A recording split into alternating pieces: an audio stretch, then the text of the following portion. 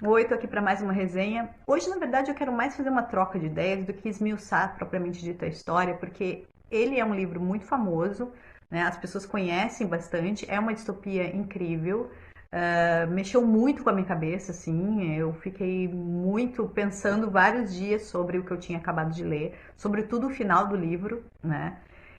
E então eu quero mais trocar uma ideia realmente sobre como me impactou do que esmiuçar a obra, né? Bom, e eu estou falando sobre 1984 do George Orwell. Essa edição aqui é da Companhia das Letras. Nós temos dois tradutores aqui, que é o Alexandre Hübner e a Heloísa Jahn, tá?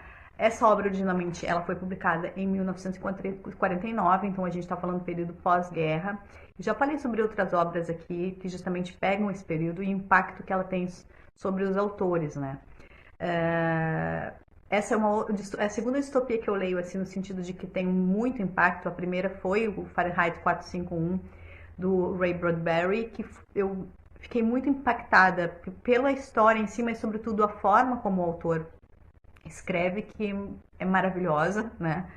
E essa obra agora, talvez por todos os acontecimentos que envolvam a política, as políticas, né, no mundo, ela me pegou muito dessa vez, assim. Eu sempre ouvi falar bastante dela, mas eu nunca tinha parado para ler ela, né? Então foi uma coisa absurda, assim, a forma como ela me dilacerou.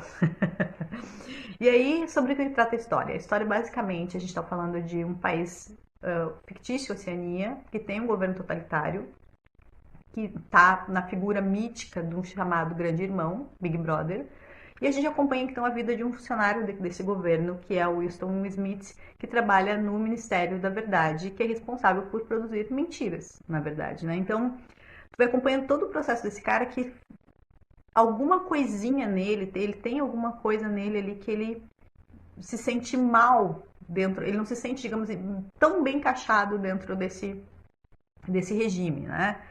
E isso a gente acompanha aos pouquinhos. A gente vai conhecendo a teletela, que é justamente um vigiar, que está sempre sob vigilância, todo mundo está sempre sendo vigiado ali.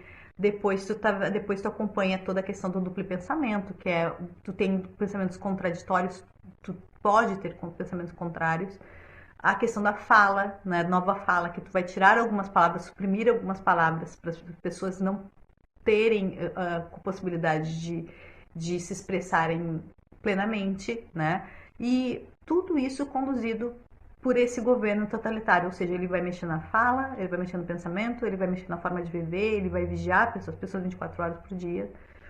E ainda assim, essas pessoas que estão, digamos, encaixadas nesse governo, elas não fazem nada contra esse governo. Elas trabalham porque elas têm comida, elas têm alimentação, elas têm um status dentro daquela sociedade, ao contrário do que de quem está à margem da sociedade, que é a população que vive na miséria, né, que vive sem nada. Então, ou tu vai pelo que o governo faz e tu te adapta e tu consegue ter um lugar ali, digamos, confortável, se dá para se dizer assim, ou tu vai contra. Nesses meados aí, o Winston Smith, perdão, ele acaba conhecendo a Julia, que é um personagem que é uma moça que ele tem interesse por ela, mas aí até o interesse sexual ali é tudo controlado pela questão do governo.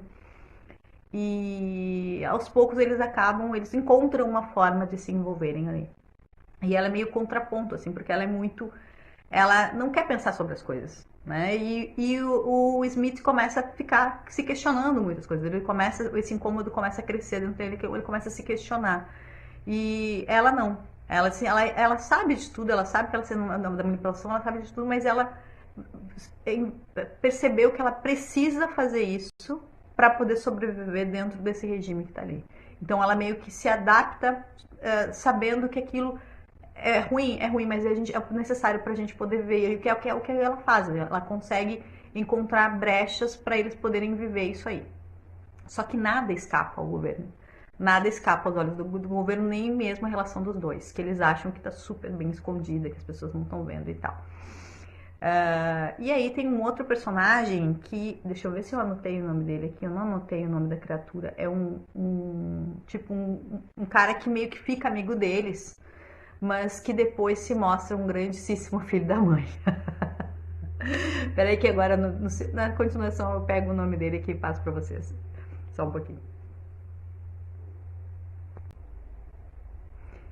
O nome da criatura é O'Brien. É um cara que ele é um chefe de governo, ele tem um cargo lá. Ele se aproxima dele, se finge de amigo, fica falando, na verdade, que ele faz parte de um movimento contrário ao governo que é liderado por um Goldstein, que é tipo uma figura que escreveu um livro contra o governo, o regime do Big Brother, né, do Grande Irmão. E aí, o que acontece? Esse cara atrai eles, né, o O'Brien, um grandíssimo filho da mãe. Mas o mais do que isso eu não posso ficar contando muito, porque senão eu vou estragar o livro para quem não leu, né? Obviamente. Então, é uma história muito interessante de tu observar, assim, ela dolorida, porque a gente começa a ver o quanto que de fato a gente pode ser manipulado, e pode ser manipulado no sentido de te desumanizar, tirar a tua humanidade, que é tirar o teu pensamento, né? Basicamente isso, tirar a tua identidade, a tua capacidade de ser livre para pensar o que tu quiseres. E isso é muito... justamente todos os regimes totalitários passam por esse lugar. E a gente hoje vive em regimes democráticos, em alguns lugares do mundo, que flertam com isso, com essas ideias, né? Eu penso sempre, o exemplo que eu vejo mais simples para a gente poder visualizar isso é o governo lá americano, que a gente tem, por exemplo, teve toda aquela questão com a polícia, que via justamente a questão da polícia migratória dos Estados Unidos, que estava fiscalizando, enfim, vendo, e que ocorreram alguns casos de violência contra cidadãos americanos que eles supostamente achavam que eram justamente imigrantes, que foram assassinados, e que essa polícia sustentou uma versão que só não foi dada como verdadeira porque a população tinha um celular na mão, tinha a possibilidade de gravar a situação e colocar isso na imprensa e a imprensa se manifestar, né? Porque o governo americano, de um modo geral, ele sustentou a versão da polícia, né? Ou seja, dos caras que estavam trabalhando para eles. Então foi sustentada essa versão. Mas não só isso, por exemplo, o atual presidente dos Estados Unidos tirou, por exemplo, do ar um apresentador que falava abertamente contra ele, fazia críticas, na verdade, ao governo dele, e ele pediu a cabeça desse cara, o atual presidente americano disse, não, fez postagem rindo que o cara tinha sido demitido e tudo mais. Então, minha gente, a gente não está muito distante do que acontece aqui no livro de 1984. Eu já falei, né, eu comecei, eu acho que falando sobre isso, que esses autores sofreram um impacto de uma coisa que a gente não vivenciou, né, a gente não presenciou, a gente sabe historicamente de tudo que os governos totalitários fizeram, mas a gente não sofreu na carne isso, né, embora a gente perceba algumas vezes alguns movimentos, por exemplo, aqui no Brasil, de pessoas que gostariam que alguns regimes totalitários, ditatoriais voltassem, mas muitas vezes essas pessoas falam sem realmente ter passado por isso, né? Saber o quão grave é estar nesse lugar onde a gente não pode se manifestar, onde a gente não pode falar, onde eu, por exemplo, provavelmente não poderia estar gravando, falando sobre isso.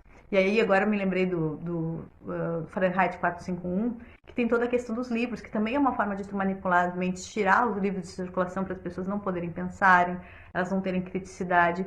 Então ali, quando no livro eles têm aquela questão de mexer no pensamento da pessoa, manipular a fala da pessoa, o que ela pode falar, o que ela não pode falar, o que ela deve falar, o que ela não deve falar, suprimir palavras do vocabulário dessas pessoas, né? Tu tem uma polícia do pensamento, tu não pode pensar alguma coisa que é crime, né?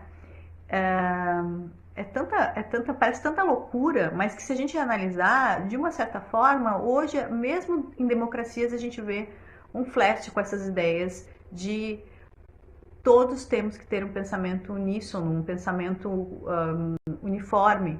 E isso é muito perigoso, né? Muito perigoso. Eu entendo que a gente precisa, para ter uma sociedade melhor, a gente ter uma coesão, né? A gente precisa ser meio coeso com algumas ideias. Por exemplo, preservar a vida, proteger as crianças, né? Proteger as minorias. Isso a gente tem que ser coeso em relação a isso. Mas a gente não pode também tolir pessoas de pensar em coisas diferentes. E eu sempre digo isso, desde que essas coisas não sejam crimes, né? Desde que essas coisas não sejam que firam o direito das outras pessoas. Então a gente tem que ser tolerante, mas não pode ser tolerante, que é o paradoxo do tolerante, a gente não pode ser tolerante com pessoas que sejam intolerantes. Porque parece que